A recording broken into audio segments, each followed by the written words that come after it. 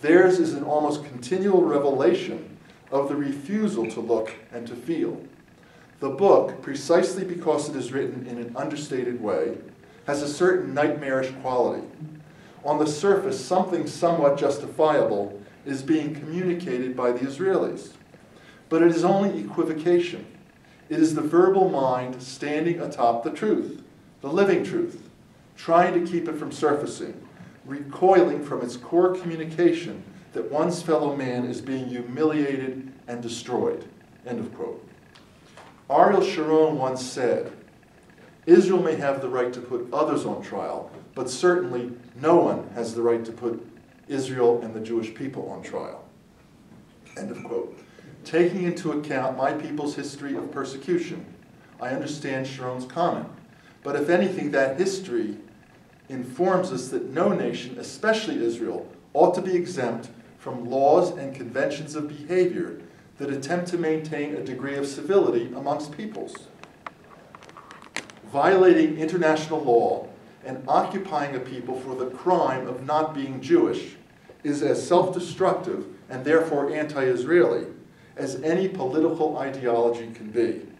Israel cannot survive as a contributing nation among nations unless and until it begins to treat all people equally. If ever there has been a conflict that epitomizes man's fear and confusion, Israel-Palestine is it.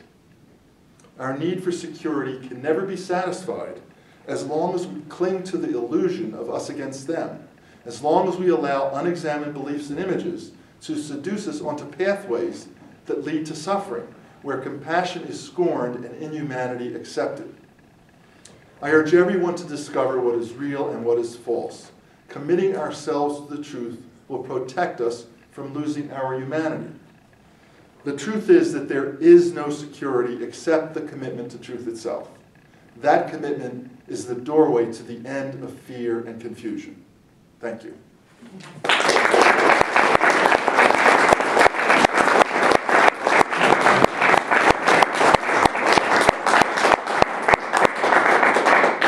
So I guess we're going to have questions and answers. I'll give the answers, you ask the questions. Okay. You know, I read Dennis Ross's book about the 2000 negotiation, and you know, strangely enough, nothing ever came out of what Clinton and Dennis Ross were trying to do in the book that Dennis Ross wrote. Right. And Dennis Ross continues to, or up until recently, has been the point man, you know, for the U.S. government, and he's resigned now. I'm just wondering, do you think that's good that Dennis Ross has resigned? I'm not sure what it means. There was an article about that recently, and I think the New York Times, and I can't remember what it said, but it's interesting because the Israelis even said that Dennis Ross was more rigid from an Israeli point of view than even they were. That he was, and Aaron David Miller said that the U.S. negotiating team led by Ross, and I think he was really referring to Ross, were acting, rather than neutral mediators, were acting more like Israel's lawyers. It's really weird. I read that book, and I know a man who's on the Council of Foreign Relations named Emil Nakla. If you get my book, you'll see he wrote a little endorsement for my book. A very nice man, and he knows Ross. And Emil is from, I think he's from Ramallah. His family's from Ramallah. He's a very good man, and he's written books. Was the head of the CIA's strategic, one of the departments that had to do with Islam. He's a Palestinian Christian. He told me that Ross is a nice guy, but that Ross you just can't get through to him. I mean, he just has this point of view, and it's very strange because, you know, yes, Ross can be a nice man, but nice people don't always do nice things, right? I mean, you know, there's a lot of nice people in the world, but because of their fear and their confusion, their indoctrination, they end up doing things that they think are for the benefit of mankind, but they're so one-sided. They're only on behalf of one group, and they disregard, you know, the lives of millions and millions of others. So I don't really know what it means. All I know is that Barack Obama has definitely betrayed the Arab world based on what he led the Arab world to believe. And he's obviously totally influenced by the Jewish lobby, AIPAC in particular. 40%, I read that 40% of his campaign donations, the money that he got in 2008, came from Jewish sources. And I'm sure that most of those Jewish sources, if not all of them, were wealthy Jewish Americans who were supporting, doing it on behalf of AIPAC. So as a member of AIPAC, you should know that. I was not, no. As an ex-member of AIPAC. Yeah, no, AIPAC, AIPAC sends out newsletters, in their language is somewhat apocalyptic. They use images that are stereotypical, and they do it in a subtle way, and they just scare people. So they do it, they scare people, if you need to send us money because otherwise Israel could be destroyed, and the Jewish people, but you don't get what's really going on behind the scenes if you're just a member, What's your take on J Street as the beginning of an antidote to AIPAC? I don't think they're an antidote to AIPAC. Jeremy Ben-Ami, who is the founder of J Street, has actually stated in interviews that the reason that he supports a two-state solution is because Israel faces a demographic threat. So what he's doing is on behalf of a lot of Jews who want Israel to live in peace. He's trying to have his cake and eat it too, because the phrase is pro-Israel, pro-peace. They don't care. I don't think he cares. I don't think that organization particularly cares about Palestinians. They care about Israel. They just see that Israel is on a self-destructive course. But what are they going to do if they do? If there is a two-state solution, what does that mean? If there's a demographic danger, what will he do when the Arab population starts coming close to the Jewish population, which is inevitable based on birth trends and also based on current immigration issues with Israel, with Jews. More people are emigrating from Israel than immigrating into Israel. So to me, it's like trying to convince himself. The organization is trying to give people a good feeling that they're humane while still supporting an illegal occupation or an undemocratic society. It's not good enough. They're not going anywhere near as far as they could. And in some parts of the country, I'm told by activists in those parts of the country that J Street is even more, that the members of J Street are to the right of the members of AIPAC. So it's kind of like beware of a wolf in sheep's clothing. It's kind of like that. Yes? Sir, you referenced Mossad planting bombs in Israeli neighborhoods in order to get people to move. What is your evidence of that, or what did your research show as your... Well, the book that I quote in my book is by Naim Giladi. I'll give you the name of it. I'm going to buy your book, so I'm sure I'll want it. Well, the name of Giladi's book is Ben-Gurion's Scandals, How the Haganah and the Mossad Eliminated Jews. It's been written about a lot. I mean, not just by Giladi. It's been written about a lot.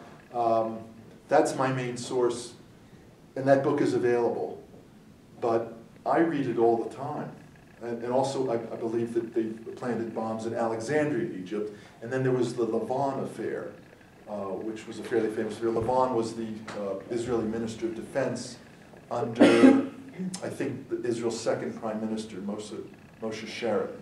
And it was a huge affair in which Israeli, I think agents from Mossad were captured by the Egyptians trying to blow up, synagogues. And that's easy. You can Google the Lavon affair and find tons of stuff about that. But the Giladi book is what I use. Giladi's an Israeli, and he does document what he says. He had a lot of conversations with members of Mossad and the Haganah. Yes? Well, let's let her. Yeah. Go ahead. You sort of started, sort of at the bottom of this whole thing. You're talking about this emotional condition in which people need to believe that these other people are evil and there's nothing you can do about it and they're out to get you and that's how you justify the thing. And you kind of say, if if they would look at the truth, which is a word I never use myself, I wasn't using it the way that you're afraid to use it, but anyway, go ahead. Okay. I'm sure I wasn't, but anyway. You know, that if they just had, if they would just look at the better information, that it would change their mind. And the problem is, you already know what I'm saying, I can see. The problem is, you know, they're not going to do that until the emotion changes. Well, and where does that emotion come from? And it ain't just there. You know, we turn on the TV every day, and you can see. No, actually, I'm not sure that emotion has to change. The first thing is a willingness, just a willingness to look at what I call reality, to read a book. I mean, I read a book. I didn't change my mind before I read the book. The only thing that happened, and I explained it in my book, the only thing that happened was after Israel invaded Lebanon in 2006, after Hezbollah had conducted a cross-border raid into northern Israel, captured 2 Israeli soldiers and murdered 2. Now remember, that happened 3 weeks after Gilad Shalit was captured by Hamas in the southern Gaza border. Okay, when these events happened, I couldn't believe it. To me, it was a sign. I was totally frustrated, and way more than I had ever been, because to me it proved that the Arab world was just relentless, and they were never going to let Israel live in peace because they hated Israel, and they were willing to sacrifice the lives of their own people to do it. That's how I saw it.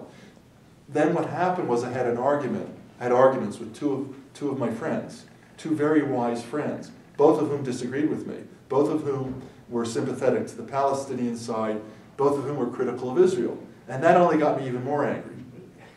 But then, by coincidence, a friend of mine who I'd known all my life, a Jewish friend, called me from the East Coast to tell me he was coming out here to Denver to a bar mitzvah of the son of a mutual friend of ours who we'd grown up with.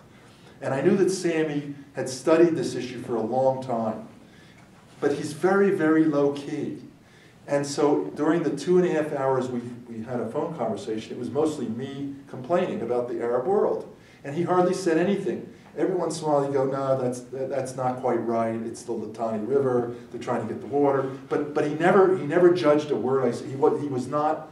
There was no resistance to my argument, even though he probably didn't agree with me. He didn't come back with an argument that would get me angry. He was totally neutral. He was like an open space. It was empathy. And so at the end of the conversation, he said, well, why don't you read a couple books by Baruch Kimberling and Tanya Reinhardt? They're 2 Israeli Jewish scholars. You'll learn, you'll find out what's really going on. And I thought to myself, yeah, there's some stuff I don't know about the Israel-Palestine conflict. I never read a single book on the subject, except for Joan Peters' book, From Time Immemorial, which I finally realized was totally, I discovered was totally debunked all over the world for its terrible scholarship and its misleading information. So that's all it took. So I went to the library and I started reading, and in the midst of reading is when I had my emotional conversion. All I ask people to do is, that's why I say don't believe a word I say.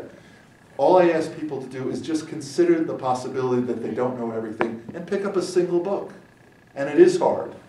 No one has done it yet who has strong feelings. No Jewish person I've said this to, family member, friend, or acquaintance, with strong feelings on behalf of Israel, not one has been willing to pick up a book on the subject by a reputable scholar. And I've been asking people for 5.5 years, and I tell them, you don't have to believe a word you say. You read. You can put the book down at any moment. You can read it in the comfort of your own home, and no one has to know you're reading it. Right? No one's been willing to do it. They're willing to support Israel's occupation. But see, this is that's my question. I'm just saying, because of identity. Like that? I'm saying it's because of the attachment to a limited identity and the beliefs and images that emanate from and reinforce that identity. Letting go of identity is like dying. Think about 2003 when the U.S. was just about ready to send soldiers to invade Iraq. Remember how anyone who spoke against that invasion was labeled anti-American, unpatriotic? A lot of these people who were calling those people anti-American and unpatriotic were willing to send their children to Iraq to kill and be killed. Or somebody else's children. Yeah. Now why? Because they're attacking